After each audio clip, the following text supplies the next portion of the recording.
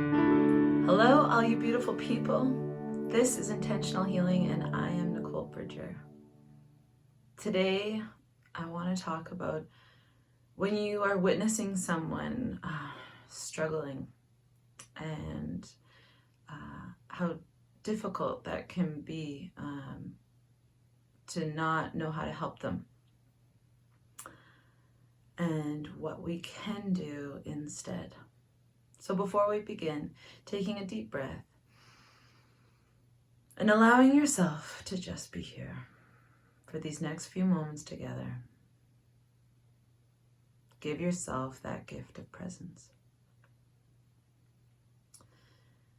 So specifically, I'm talking about when you are witnessing someone you clearly care about, a loved one, a friend, family, and they are struggling perhaps with their choices in life, and you are witnessing almost like a slow motion train wreck. It can be heartbreaking. You can be experiencing anger. Perhaps their actions are affecting yourself or your family or your friends. You can feel judgment, trying to figure out how this person can possibly be that way. How can they be making those hurtful choices? You could be in a place of judgment around other people's involvement, how they're supporting them or not supporting them. It can actually end up becoming a rift between you and other people that you love, not just this specific person, depending on whether you agree or disagree on what's the best way to go about the situation at hand. And it can also bring a lot of worry. You may find yourself thinking about it when you're doing the dishes, when you're driving, when you wake up at night, recycling in your head things that you want to say, going over things that have been said, justifying to yourself why you feel the way you do, going over all the things that have happened, the things that have taken place, to reinforce yourself in the feelings and the thoughts that you're having. It's tough because it can often bring out sides of ourselves that we don't particularly like. If we are not going about it in a healthful and clearly aligned way, it can bring out parts of us like wanting to gossip with other people about the situation, bitch about the person, complain, kind of gang up on them, get together and list all the things together. Now, this is different from actually getting together with loved ones to figure out what is collectively the best way to help support somebody. I'm talking about just vicious, ongoing bitching, complaining, and gossiping. It can bring out fear in us, where we don't feel safe because we don't know how this person, what they might do next. We might get into a place where we feel unsafe, which definitely can bring out uglier sides in ourselves. And sometimes if we're not communicating or feel that we are unable to communicate clearly, we may get passive aggressive or petty, saying things backhandedly or under our breath, or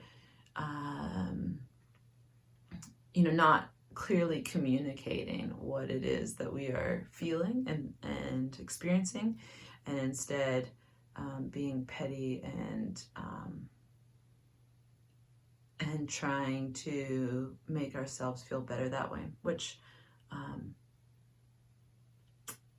is never a good way of communicating. It's never productive. And what you don't want is for you to fall into a way of being that you don't feel good about, that you don't feel proud of. So what can you do? With times like this, when we are experiencing a lot of anger, judgment, worry, and fear, we have two choices. We can shift our perspective, or we can take action, or a little bit of both. Changing perspective would look like shifting our view on what's happening. So one thing that's so important to understand, and can be quite a hard thing to understand, is that you cannot fix anybody else. It is up to them. They have to want to. They have to see that there is something that needs to be fixed. Often they're in denial and victimhood and think that everybody else needs to be fixed. And there is nothing that you can do that would fix another being. And I know that that sounds contradictory, but it is true. And I will talk about today other ways that you can support them, because inevitably, if you care about these people, you want to support them. But supporting someone is different than enabling them.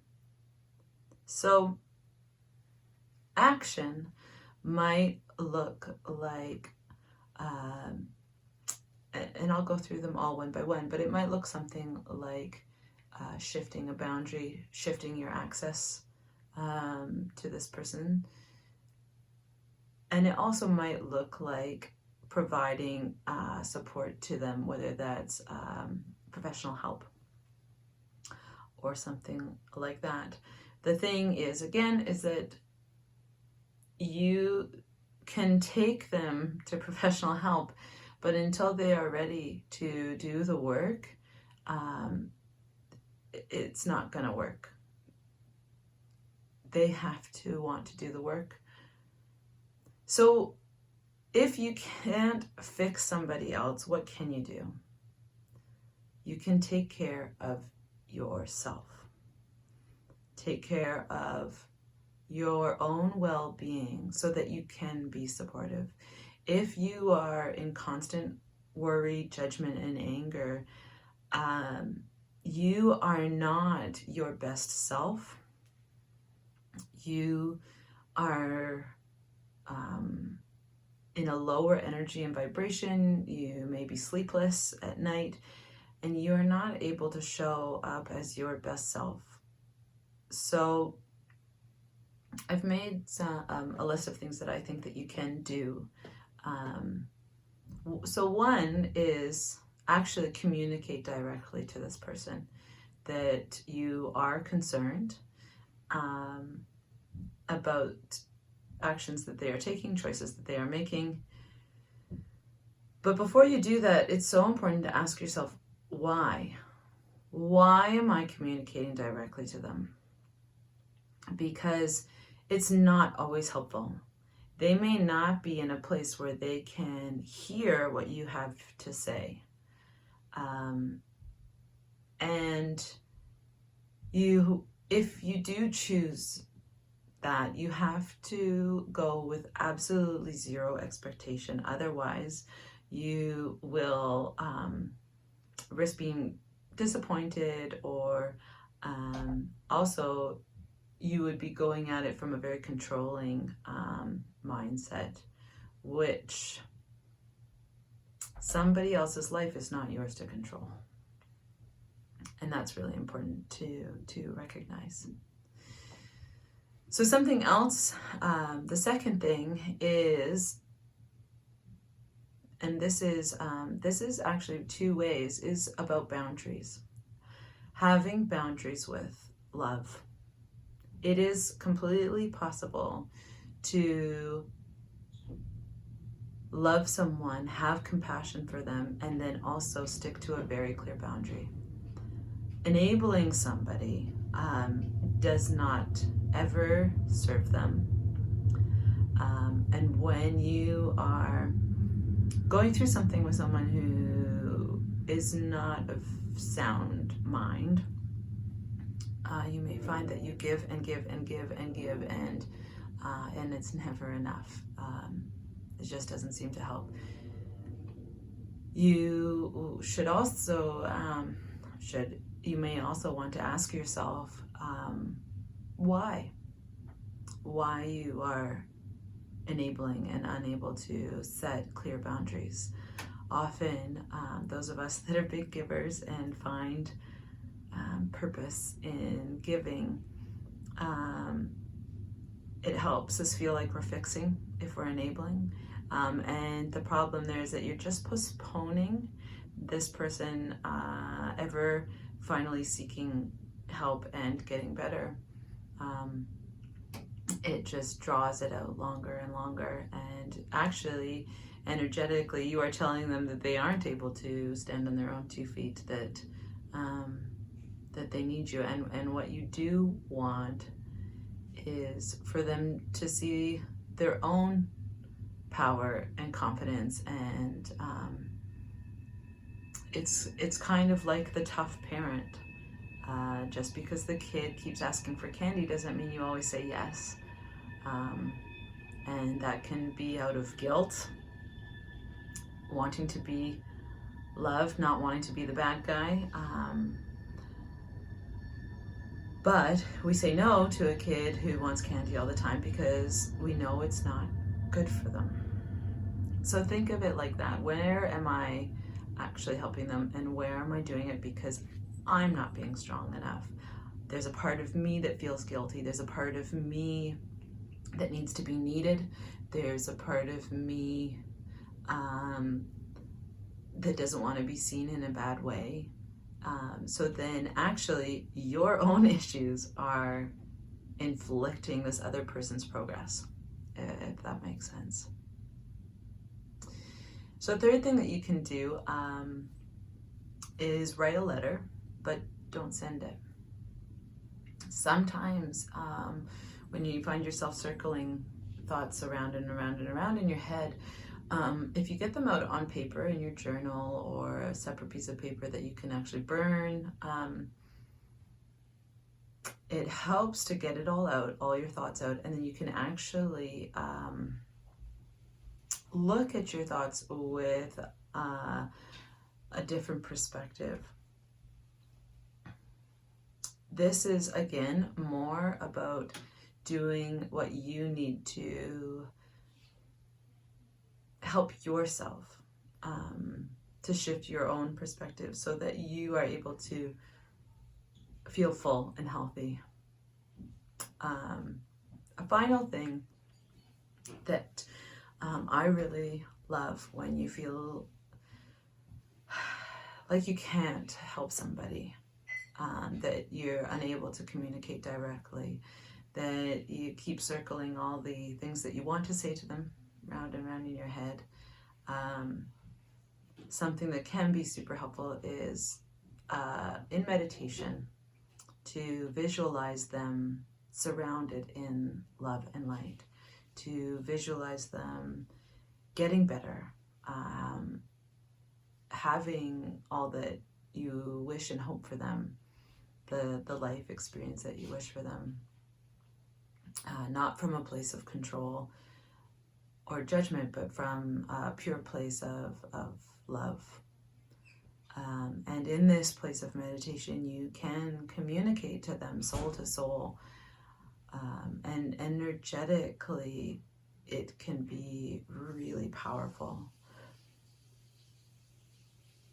This way, to me, it gives you still something to do when you're feeling helpless, and it gives you a place to shift energetically, because anger, judgment, worry, and fear are not going to help this situation. You are feeding into the energy that exists and keeping that lower vibration. And what you can do is, in visualization and meditation, is help lift up the energy into a space of love and light, a place where you believe they can, and support them there, and it will inevitably help everyone. It's really important, though, to let go of any expectations of what you think this is supposed to look like, because you have no idea what might come from this. Going through something difficult sometimes can be a huge catalyst for people in seeking help, finding their happiness, getting onto the road of recovery. So as hard as it is sometimes to kind of let somebody fall, if that makes sense, it's not your job to catch them. And falling might be the very thing that they need to discover their own inner strength, and confidence and voice. And there are many ways to support others that that are still honoring yourself and your own energy, and not depleting yourself, and still holding boundaries with so much love and compassion. So I hope that's helpful for some of you. As you may be able to tell, it's something that that I'm going through right now with a loved one. So it just came to mind as I'm trying to figure out exactly what my role needs to look like, and how I can be helpful. Thank you so much, and I wish you a blessed day.